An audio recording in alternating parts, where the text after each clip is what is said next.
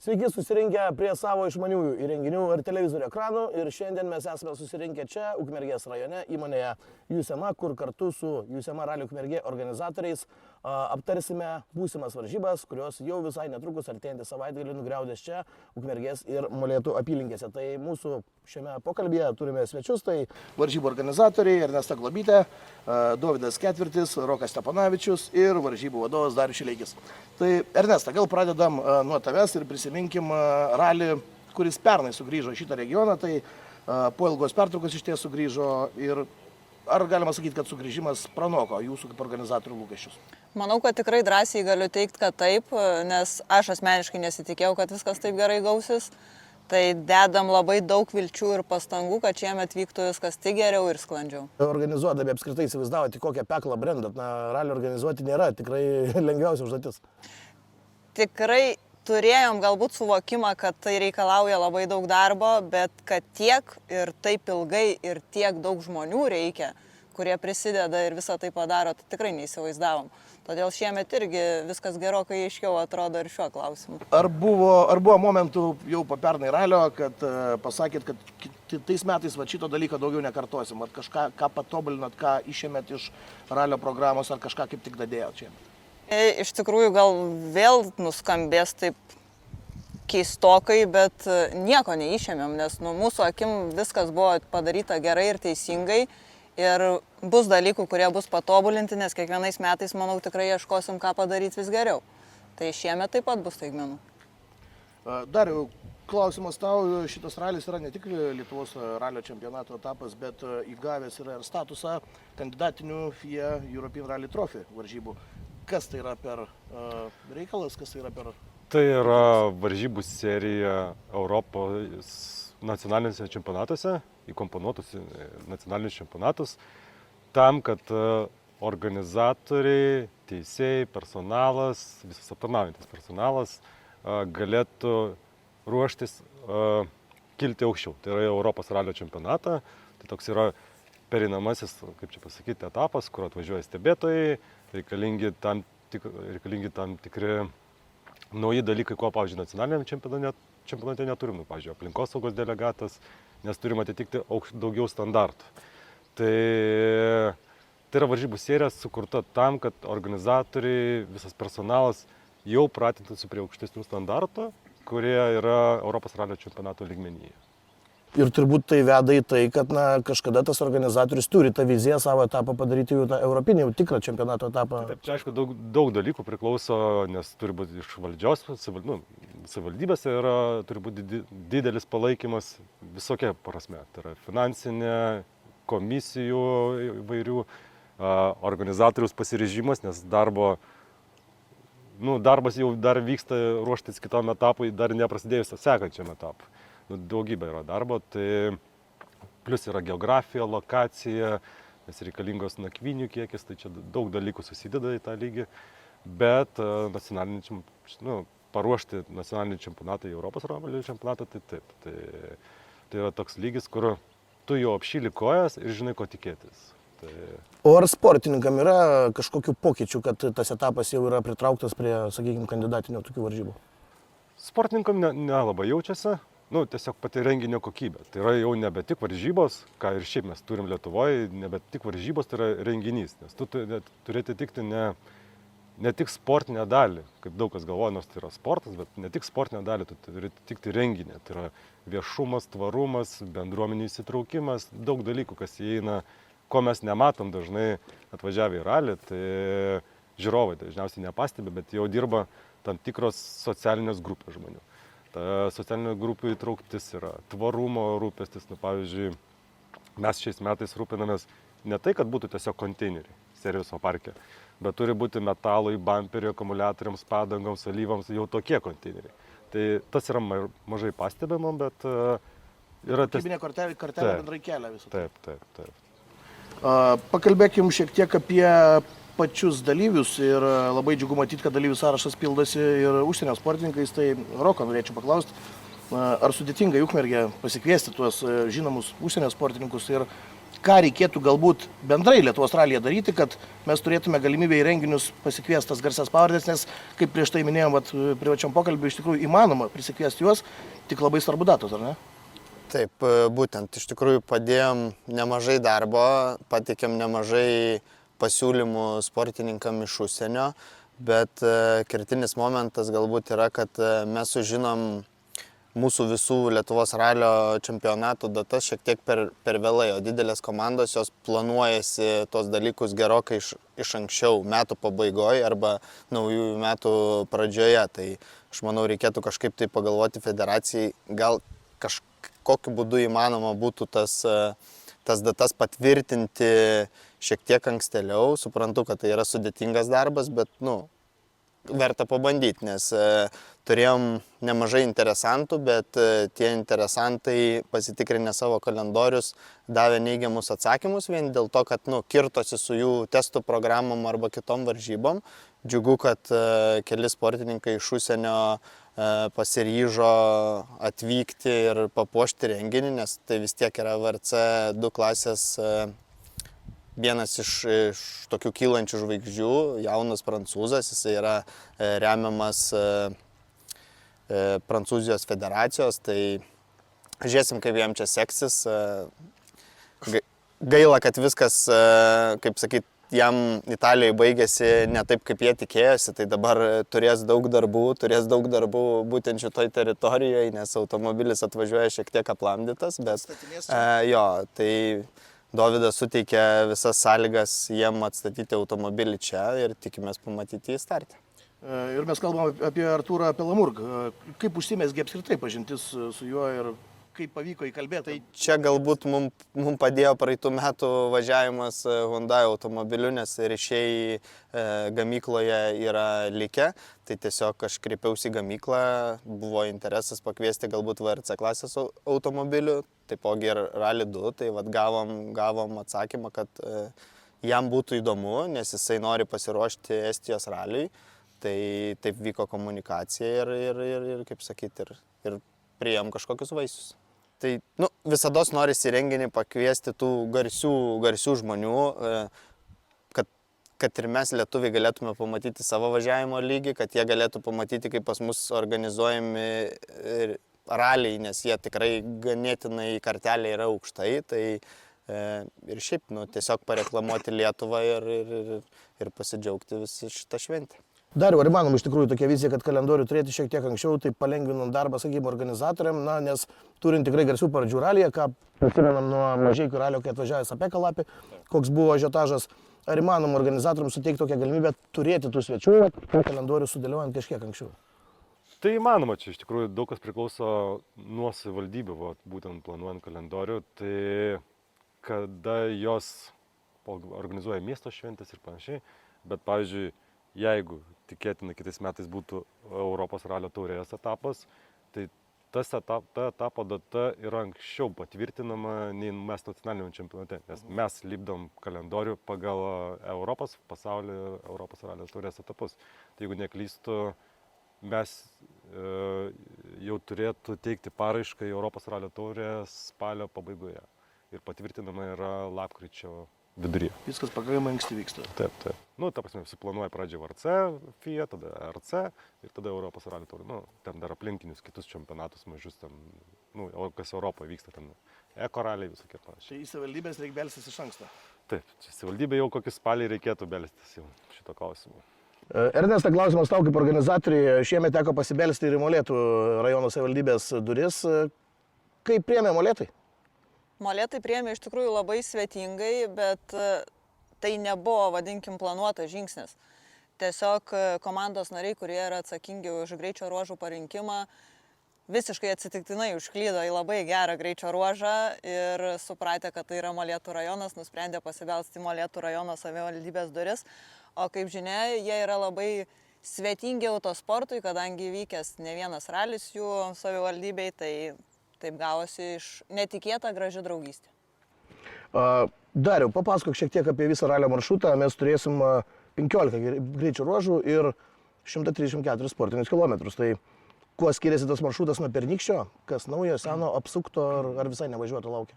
Aš sakyčiau, kad labai daug ko skiriasi. Norėsiu iš tikrųjų kelis dalykus naujai padaryti, ko dalyviai nemėgsta ilgai servise būti ir pergrupimuose zonose, norėsiu tą sutraukti.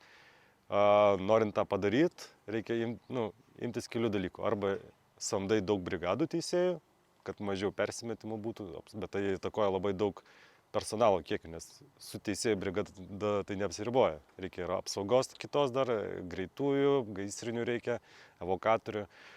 Tai kas buvo pasirinkta, tai buvo ilgesni greičio ruožai. Pernai buvo 114 km, tai greičio ruožų buvo 16, bet užtat tie greičio ruožai nebuvo vidutinis jų kilometras ilgas.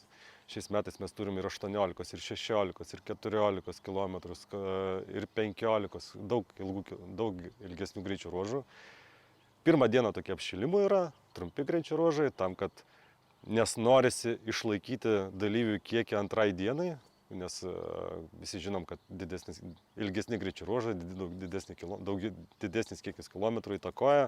Tam tai norėsi pirmą dieną padaryti iš trumpų greičio ruožų, kad pernai, pavyzdžiui, buvo 4 greičio ruožai, tai buvo 2 greičio ruožai po 2 kartus, ir tai yra vienas greičio ruožas 1 kartą, vienas 2 kartus, ir buvo versmės kroso trasa, tai tik 4, o šiemet mes turim 7, tai be shakedowno, kuris vyksta ryte.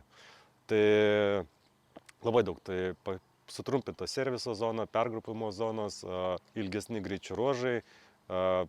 Taip pat norėtasi padaryti, kadangi pernai jau buvo tikrai labai daug žiūrovų, oro sąlygos buvo palankios. Šiaip Ukmergės lokacija tinkama, nes Kaunas, Vilnius, Panevėžys, Utena, dideli miestai iki valandos atstumu.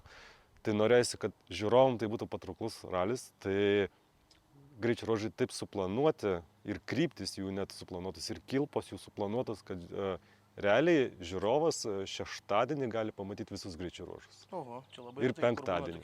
Taip, tai vat, geografija. Tai kuriais klausimais tenka dalyviam aukotis kokį pusvalandį servise daugiau, bet tada šimtai žiūrovų gali persikelti į kitą lokaciją, tas yra organizatoriui patraukliau, tai žiūrovam patraukliau, nes atvažiuoja vis tiek pamatyti ralį nuo ryto, tai ir norisi tą žiūrovą kiek išlaikyti, kad nebūtų taip, kad vieną greičio ruožą nuvažiuoja daugiau, kitą mažiau. Tai tikrai patogiai ir čia sakau, kad ne tik laikė, bet ir maršrutą planuojant buvo padaryta taip, kad dalyviam patogus yra pervažiavimai, kad jie nėra užsidaro kažkur tai ilgam arba ilgas pervažiavimas. Tai tokių daug dalykų. Tai ir startuojam vėliau šeštadienį ir tikrai nemažai dalykų taip nuveikta planuojant formatą. Ir šiaip tie ilgi greičio ruožai, sakykime, antrą dieną leidžia žiūrovui turbūt turėti daugiau alternatyvų privažiavimui iš šonų į greičio ruožų stebėjimo zonas. Yra iš ko rinktis.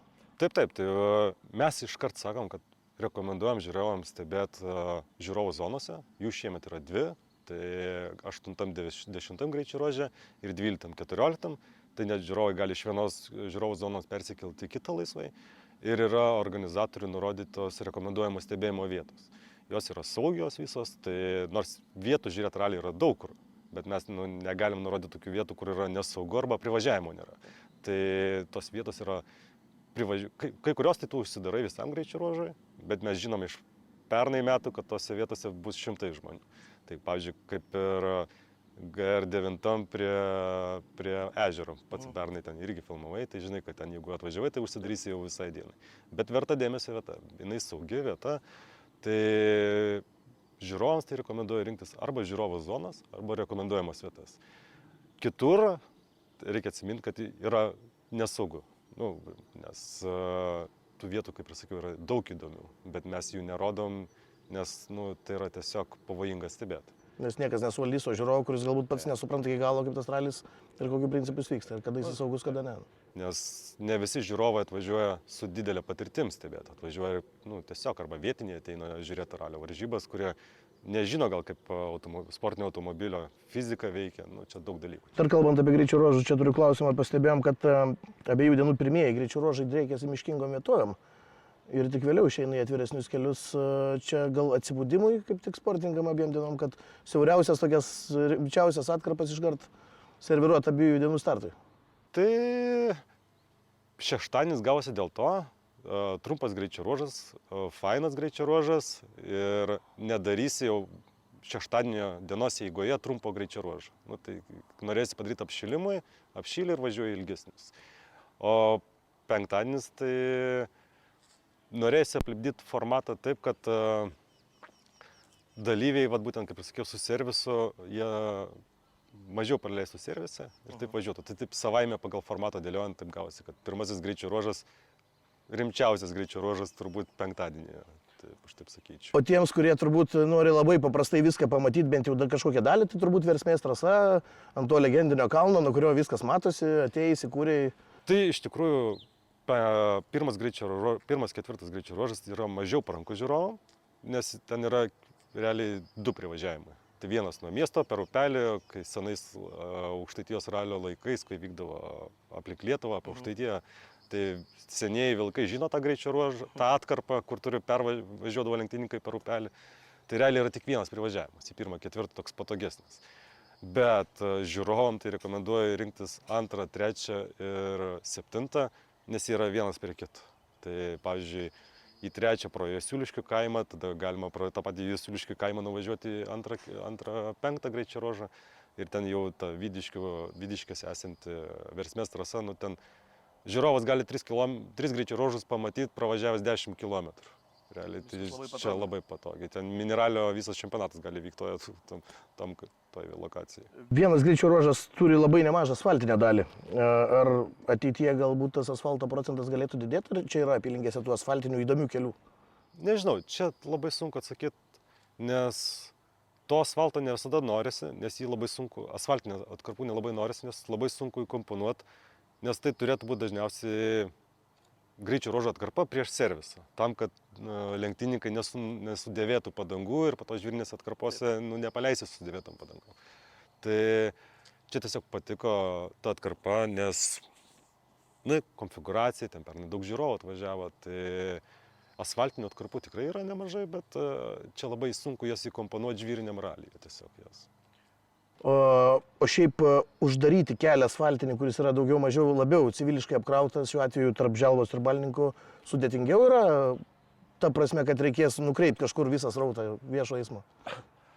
Čia turbūt ilgiausias derinimo procesas vyko, nes čia tas procesas vyksta jau su Via Lietuva.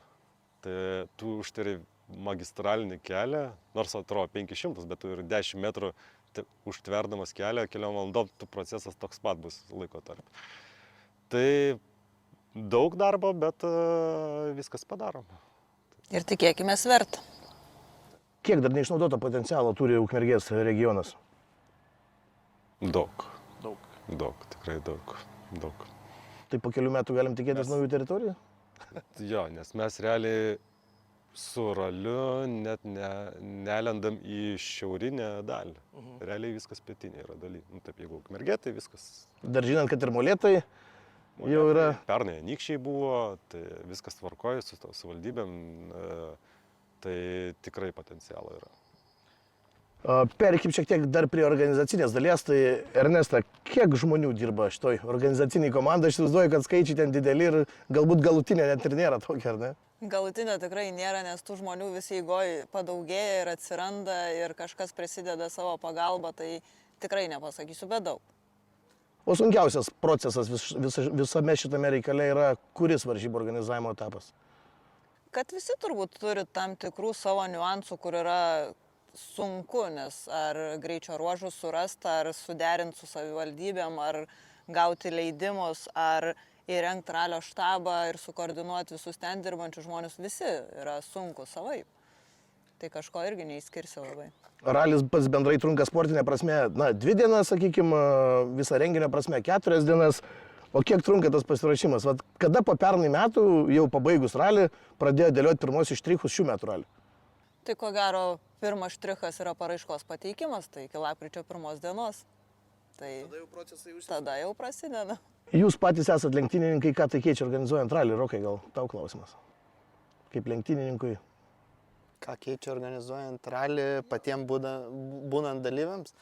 Tai mes tą virtuvę matom iš vidaus, matom kitų organizatorių ralius, matom savo ralius. Aišku, praeitais metais mums galbūt taip Jis nebuvo toks saldus kaip ralis, nes tiesiog automobilis pavedė, bet iš esmės tu matai ir komunikuoji su dirbančia komanda, duodi savo idėjų kaip dalyvis, jie duoda kažkokį irgi grįžtamą ryšį ir darai tam tikrus pakeitimus, kad būtų dalyviui faina, bet turi suderinti, kad būtų ir žiūrovui faina, kad visi būtų saugus ir mėgautųsi šitą šventę. Tai... Dar galėčiau papildyti, ką iš tikrųjų tu pamatai, būdamas dalyviu, tokių mažų smulkmenų, kurių tau trūksta, na, elementariai, tarkim, susirašymo mašinos. Ir amžina problema, kur jas dėt. Tai pernai metais jau padarėm tą, kad atskiras parkingas, dalyvių susirašymo automobiliams, kuris yra šalia serviso zonos, patogioj vietoje, tau nereikia sukti rato aplink miestą ir galvoti, kur ją pasidėti. Tada, tarkim, kaip Darius minėjo, visi tie serviso laikas, nes tu nenori praleisti servise valandą, dar grupingo zonoje valandą, nes tu prarandi ir budrumą, ir norą važiuoti ir viską. Tai iš tokių mažų smulkmenų ir tu susidėlioji, ko tau kaip dalyviui norėtųsi. Net ir tas galbūt šiek tiek vėlesnis startas šeštadienį. Daugam yra didelis pliusas, nes tu gali kokybiškai pailsėti. Taip, Dovydai? Dovydas čia vietinis, kaip sakom, ar ne? Tai čia namų ralis. Duosiu savo lovai. Reikės nuomotis viešbučią, ar ne? Dovydai, USEMA nuo pernai metų yra šio renginio vardo partneris. Šiemet vėl taip pat USEMA yra pagrindinis vardo partneris. Ir įdomu tai, kad nemaža dalis USEMOS kolektyvo irgi įsitraukė į ralio organizavimą, ar ne? Tai kaip čia visas tas kolektyvo įtraukimas į ralį gavosi? Na, aš manau, čia paprasčiausiai, kadangi esam vietiniai, tai gal biški paprasčiau su logistika, sudėliojimus visų darbų ir viską, tai dėl to ir įsitraukė. Ir įtraukiam, sakykime, visus tos kolegas į visą šitą procesą. Entuziazmą parodė iš karto, pasiūlymą priėmė? Manau, taip, šiais metais dar geriau negu praeitais metais, tai tikėkime, kad žingsniuosim į priekį, tolyn. Turbūt nemaža atsakomybė organizuojant ralį savame krašte, na ir bet kur, kad ir kitame krašte, yra tai, ką tu palieki po ralio. Kaip pavyko pernai, tarkim, susitvarkyti kaip organizatoriams su keliais, su kažkokiam vietom, kurios galbūt buvo minkštesnės arba neatlaikė viso automobilių srauto, kiek buvo įdirbio tvarkant paskui atkarpas ar greičio ruožus? Žvyro privežėm daug, manau, čia nei vienam ralyje tiek neprivežta žvyro Lietuvoje, kiek privežėm mes. Ir kiek tų kelių prilyginta, išlyginta ir netgi atstatyta naujai, ir pastatyta naujai, sakykime, ir geresni keliai palikti negu kitose, negu jie kokie yra buvę prieš tai. Tai manau, kaip pasakyti, nepasišiukšlinom ir šiais metais durys visur atviros už tai. Nes tai yra be galo svarbu, jeigu tu paliksi po savęs netvarką, tie patys žmonės su seniūnija, su savivaldybė bendraus ir gal tos durys paskui ir nebe taip lengvai atsidarytų galėtų. Dariau, grįžkim dar prie klausimo tau. Apie greičio ruožus pakalbėjom, apie trumpesnius, ilgesnius, asfaltinius, žvyrinius, bet pakalbėkime apie testinį greičio ruožą. Tokia pakankamai naujovė Lietuvoje, kad testinėme greičio ruože kartais šalia sportininkų pamatom ir kažkokių tai žvaigždžių, influencerių, garsesnių asmenybių, nebūtinai kartu važiuojančių šturmanų įprastai reguliariai tą savaitgalį. Kas čia per projektas, nes tikrai mačiau ir praėjusiuose raliuose ne vieną garsesnę asmenybę šalia vieno ar kito piloto. Čia atvirai sakyt? Taip, dėliau, kad atvirai. Žmona pasakė, kad visi mes žinom, kad ralis Lietuvoje yra aukšto lygio. Tikrai, čia nacionalinė prasme yra labai aukšto lygio, bet žmona kažkada užsiminė, kad mes tiesiog patys savo faini, nes niekas apie mus nežino, nors šiaip ralis finansinė prasme savivaldybėm turi didžiulį indėlį. Tai čia apie užimtumus, parduotuvės, degalinės, kavinės, miesto visokios grupės, viskas yra išperkama, apgyvendinimai išnuomoti. Renginiai, pavyzdžiui, miestai turi miesto šventės, o mes darom rajonui šventę, tikrai didžiulį renginį darom. Tikrai tai dėl to ir sakau, tai nėra tik varžybos, tai yra visas renginys. Tai tiesiog norisi, kad kuo daugiau žmonių apie tai žinotų. Pasiekti tą auditoriją, kuri nėra tie ralio tikrieji fanai, kurie ir taip žino. Dėl to vežami influenceriai, vieši asmenys, kurie su automobilių sportu nieko nėra susiję, tam, kad jie komunikuotų, jiem patiktų, tai visiems patinka, nebijo, tai taip pat ir bus per šį ralį. Tai žodžiu, testinį ruožą žiūrovam irgi verta atvažiuoti ir pasižiūrėti, tai kas ten tie influenceriai sėdintys šalia pilotų. Gal galima atskleisti pilotus, kurie vežios tuos asmenys? Rokas, GSR Motorsport komandos narys Aras, tai ir manau užteks tik pasirotuos. Pakalbėkime apie kitą informaciją, kurią verta žinoti žiūrovams. Tai yra, ne tik influenceriai, bet kai tu atvažiuoji stebėti ralį, turbūt pagrindinis aspektas yra saugumas. Saugumo taisyklės turbūt nepalengvėjo, jos neatlaisvėjo, jos turbūt arba yra tokios pačios griežtos, arba netgi dar sugriežtėjo. Kas šiemet yra nurodoma, rekomenduojama ir galima arba draudžiama žiūrovam? Čia labai sunku vis laik pasakyti. Tai mums svarbiausia, kad žiūrovas visą laiką yra keli dalykai. Visą laiką žiūrėtų, kas yra aplink.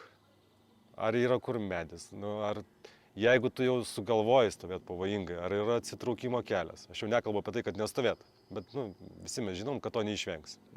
Tikrai nei vienoje sporto šakoje. Ar yra atsitraukimo kelias, ir jis yra saugus. Aš jau nekalbu, net nesakau, kad stovėkit saugiai, nes tą savaime žmogus turi suprasti. Bet labai norėtųsi gal kelių dalykų, kad žmonės sąmoningai žiūrėtų ne į save, bet į kitus. Mes turim automobilių sporto patirties, mes žinom tas vietas, bet į ralį užklysta ar kitas disciplinos žmonės, kurie to nesidomi. Tai reikia kažkam kitam, kurie supranta tą, nueiti, pasakyti, kad jūs atsitraukite, jūs nestovit pavojingai, čia nesaugu, automobilis gali įslysti. Tai tų dalykų yra daug, bet kaip organizatoriui yra svarbu, kad teritorija, kurioje tu esi svečias. Tiesiog tai yra sporto turizmas. Tu kaip atvažiavai, tu turi palikti. Tai nereiškia, kad tu atvažiavai, sumokėjai bilietą, tu gali šiukšlinti, mest nuorūkas, važinėti po javų laukus. Tai visą tai reikia pamiršti. Tu turi palikti tai, ką tu radai iki savęs. Nes visą tai, jeigu kažkas bus blogai, tai gyventojai skųsis miesto savivaldybei. Tada organizatoriam taps sunkiau organizuoti. O jeigu mes mylim sportą, tai reikia vertinti tą dalyką, kad tu turi rasti taip, kaip ir palikti taip, kaip tu radai. Tai apie saugumą tai aš jau čia tokia... Labai plati turbūt tema. Taip, klausyti teisėjų. Jeigu nėra teisėjo aplinkų, nes tai nestovi gyva grandinė, tai 100%, kad stovėk vidiniai posūkio dalyje, saugiu atstumu, tai pasižiūrėk atsitraukimą, įsivertink. Tikrai nereikia sėdėti prie kelio su kėdutėm ir panašiai. Čia labiau išorė kažkur. Apie išorę tai čia iš vis. Kryžius ten, prasme, visiškas. Negalima. Bet yra labai dar vienas įdomus sprendimas apie saugumą susijęs, kuris netgi turi kažkokių VRC pavyzdžių. Ralio štabe irgi iš ten bus kažkokia kontrolė, kurią naudoja pasaulio ralio čempionatas. Kas tai? Taip. Tai rudenį praeitą vasarą teikėm paraišką gauti FIOS prezidento, kaip čia pasakyti, finansavimą. Tai buvo patvirtinta, kad mes laimėjom ir dabar štabe, jeigu iki šiol mes turėdavom iš sekimo įrangos, tai yra didžiulis projektorius, televizorius, kur matydavom dalyvių judėjimą, tai mes dabar štabe turėsim tiesioginio vaizdo kameras 360 laipsnių, kad stebėtume greičio ruožų startus, tiesioginės transliacijos būdu, tiesiogiai stebėsim SAP A automobilį važiuojant greičio ruožu ir 0-1 automobilį ir visą laiką tai bus 2 dienas be sustojimo. Visą situaciją šalia trasukais. Taip, ir kameros turi dirbtinį intelektą, jos ten yra suprogramuota, SAP A ir 0-1 automobiliam yra suprogramuotas dirbtinis intelektas, kuris, jeigu žmogus atsitraukia nuo ekrano, nes neįmanoma įsidėti visą ralį žiūrint ekraną, čia labai jau taptų nehumaniška, tai dirbtinis intelektas užfiksuoja prie kelio, prie pat stovintį žmogų. Išoriniai posūkio daly jiems suprogramuota, kad užfiksuotų žmogų. Tai visą tai saugosi screenshotais ir siunčiasi iš karto, tokie ateina pranešimai. Tai tokia išmani sistema, kur nacionaliniu mastu, bent kiek Sofija kalbėjau, tai Europoje niekas nenaudoja, yra tik keletas šalių, kurios naudoja. Tai čia toks didžiulis šuolis Lietuvai iš tikrųjų. Ir bus JUSEM Ralio Ukmergė pirmasis varžybos, kur tą įgyvendinsim. Smagu iš tikrųjų, kad naujovės dėgiamas. Grįžkime prie renginio dalies šventinės. Miestas, veiksmas, 3 dienos pramogų, sakykime, ar ne? Tai kas, Ernesto, šiemet numatyta pačiame mieste, kokios koncertinės programos, ką galės pamatyti žiūrovai, kurie arba iš greičių ruožų grįž čia, arba tiesiog nuspręs laiką leisti čia Ukmergės centre. Tai penktadienį nuo pusės 9 vakare kviečiam visus į Aleksandro Makėjevo koncertą nemokamą, o šeštadienį nuo 22 val. Koncertuos G&G sindikatas. Taip pat bus įvairių pramogų, batutų parkas, ne tik vaikams, bet ir suaugusiems. Užkandžiai, be abejo maistas, gėrimai ir labai gera atmosfera. O kur galima pavalgyti Ukmergėje? Rekomendacija ar tavo, ar Dovydo, kur žiūrovams verta užsukti? Tiksliai Ukmergėje tai turbūt Dovydas gali parekomenduoti, bet serviso zonoje tikrai bus kur visiems pavalgyti taip pat. Ir be abejo dar visi galės įsigyti marškinėlių, kepurėlių ir įvairios atributikos susijusios su šiuo raliu. Ir prekyba vyks ralio štabe, ar ne? Penktadienį ir šeštadienį miesto centre. Nu va, tai turėsit progą įsigyti atributikos. Tai, Ernesta, gal tavęs kaip ralio direktorės pabaigai, tai koks palinkėjimas būtų žiūrovams, atvažiuojantiems stebėti ralio? Gerų vaizdų, smagių įspūdžių, būti sąmoningiams, protingiams, saugot ne tik save, bet ir visus aplinkui. Dovydai, ko sportininkam palinkėtum? Finišą. Svarbiausia, ar ne? Rokai, kodėl kiekvienas ralio gerbėjas ir žiūrovas turėtų šį savaitgalį atvažiuoti į Ukmergę? Nes bus karštų vaizdų. Dariau, ir ko tu galėtum palinkėti apskritai visai bendruomeniai, kuri atvažiuos čia labai smagų renginį, pamatyti gyvai? Tai vat būtent to, kad tas renginys būtų jiems smagus. Tiek patiems susikurt, atvažiuoti su šeimom, su draugais, saugiai stebėti, dalyviam irgi pasikvies šeimas, nes tikrai ir mieste bus to judesio, rajone judesio. Tai tiesiog įsitraukti patį ralį, kad nebūtų tik varžybų stebėjimas, bet atvažiuoti iš anksto, nusiteikt gerai ir saugiai viską daryti, žiūrėti. Tai ką, ačiū visiems, kurie žiūrėjot šį pasikalbėjimą. Čia buvo varžybų organizatoriai, JUSEM Ralio Ukmergė organizatoriai ir varžybų vadovas. Taigi kviečiu visus 9-11 Liepos užsukti čia į Ukmergę, kur tikrai bus labai didelis ralio vakarėlis ir tikrai pasisemsit labai gražių įspūdžių. Ačiū Jums.